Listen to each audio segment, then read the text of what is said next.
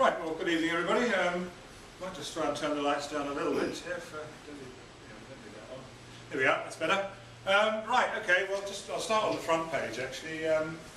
Just a couple of details. First of all the latest information and so on is on our website, irishastro.org.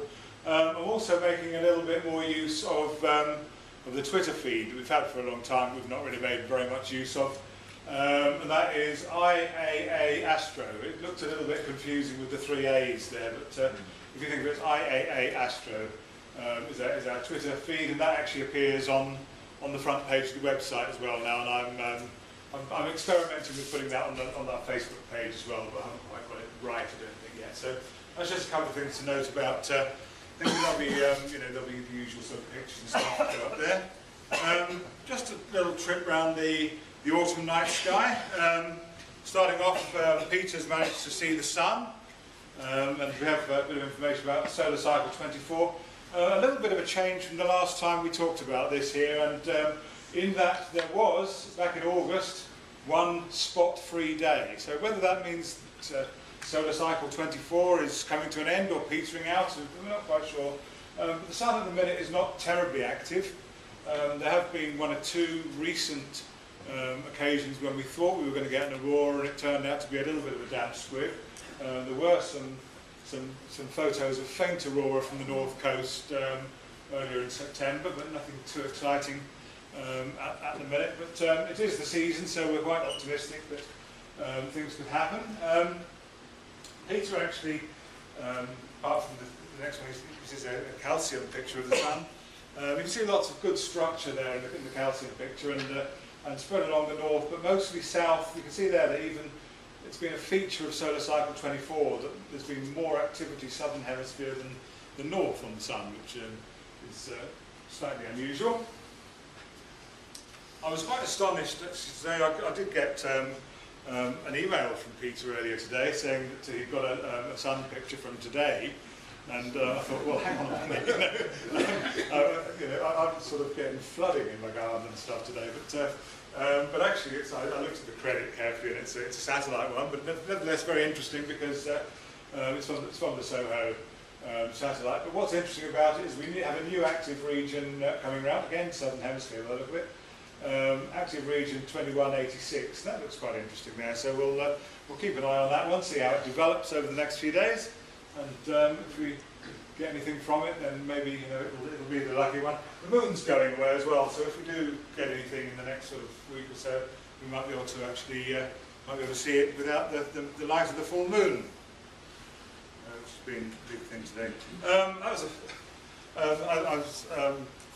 As some of you know, I keep the strangest hours because of my work and stuff. And on the 10th of September, I was up early, and I sort of thought, well, and I actually had a telescope. And then the sun from my house across towards Scotland comes up over the sea at that time of the year, and so actually that's taken. That's as it comes out of the camera. That's not even cropped or anything like that. My Meade ETX 105 telescope will only just fit the width but not the height of the sun on my micro four thirds camera sensor, and that's what the rising sun looked like there. You can actually see there's two huge sunspot groups coming up. Those were very prevalent at that time in September. There's also something rather strange about this that I've never managed to do before. It's got the slightest hint of green flash on it there.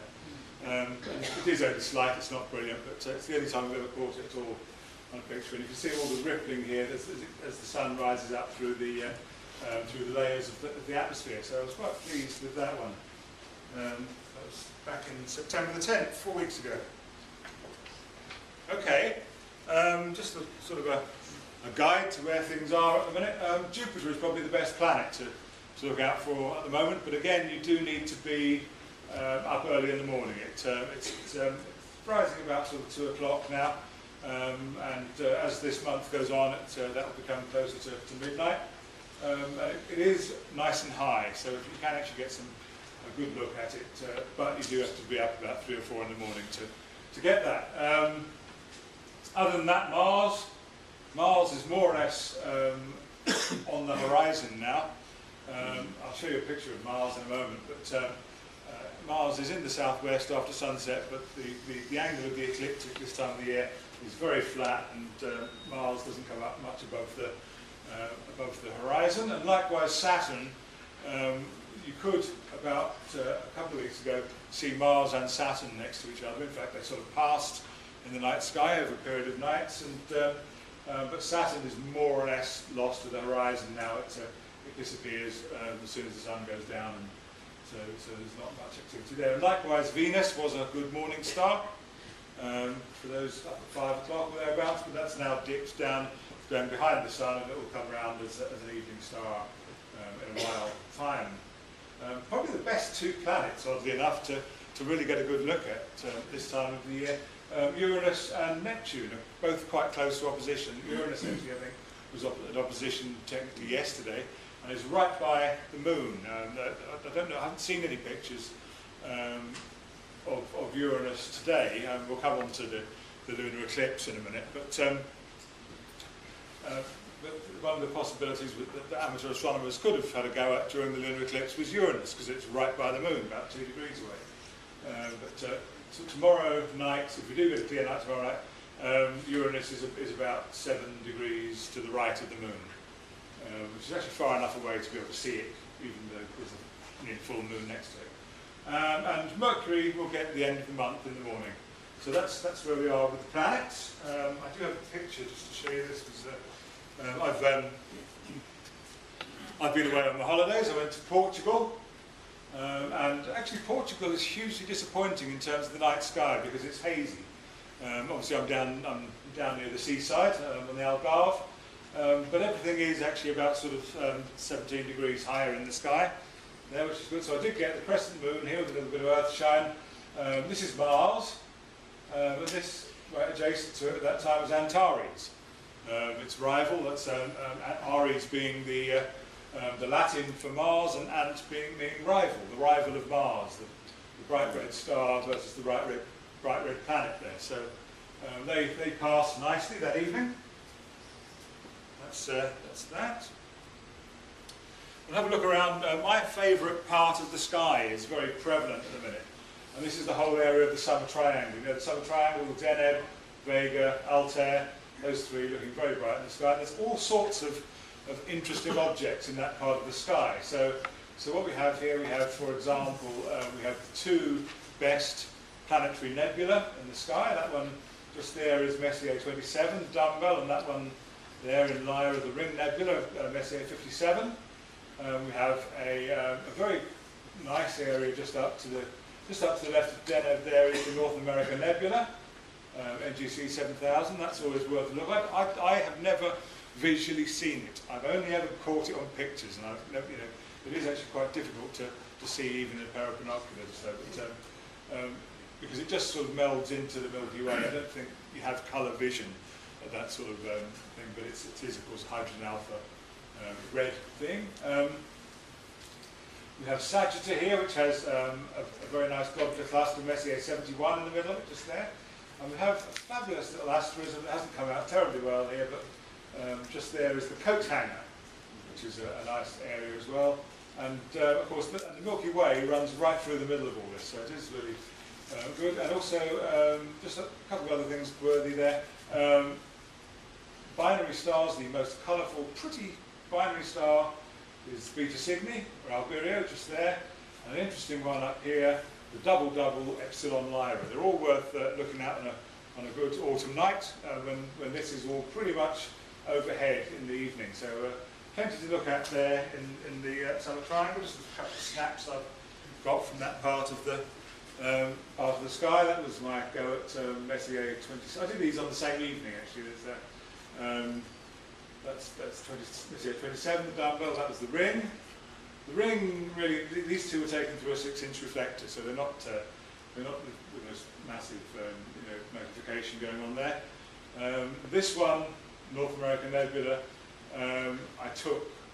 It's a huge stack of many pictures through a very old 200mm camera lens that I paid 20 quid for, so I think I've had the value from that in that one picture alone. And you can tell actually the age of the lens gives it away. If you take pictures with nice new shiny modern lenses, the stars tend to all look the same because they're so sharp. Whereas actually this is an f3.5 lens wide open, and it's slightly soft and it makes the brighter stars look bigger. And actually I quite like the effect, you know, it looks a bit more like I want it to look. So it's just an object in the sun triangle. We've got to look at something else actually.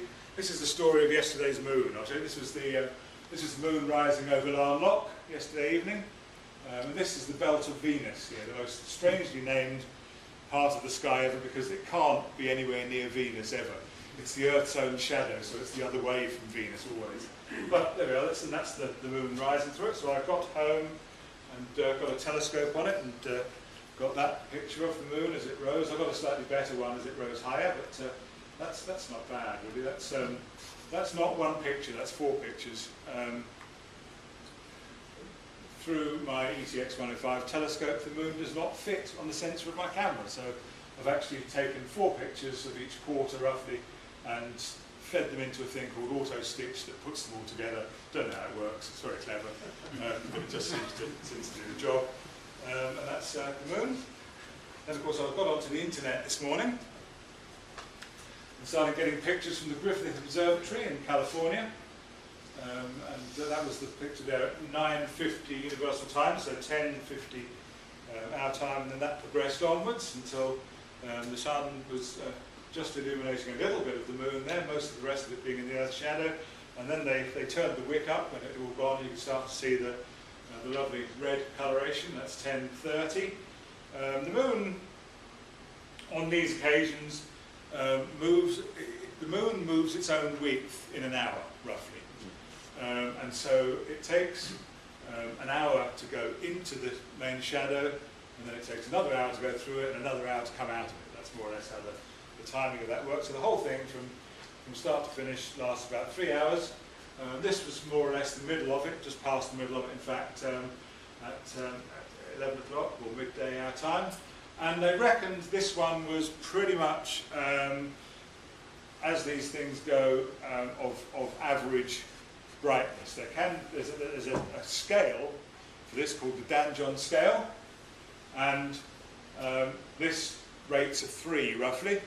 A 1 is really bright and a 5 is, or is it the other way around? Somebody tell me. But it goes from 1 to 5, and a bright one is where there's lots of light being refracted through the Earth's atmosphere, and the moon is bright, and a 5 is where it's a really dark red. This one was a 3. There we are, that's just beginning to come out of the Earth's shadow, and that's beginning to have then the Earth light on, and that's pretty much all over that point. There are perfectly clear skies over Los Angeles, and the Griffith got those fabulous pictures back. That's all I have to say to you. I'm going to hand back to Terry, who will introduce our main speaker. Thank you very much. Just observing 17th and 18th, weather permitting. Right. Okay, Paul. Right.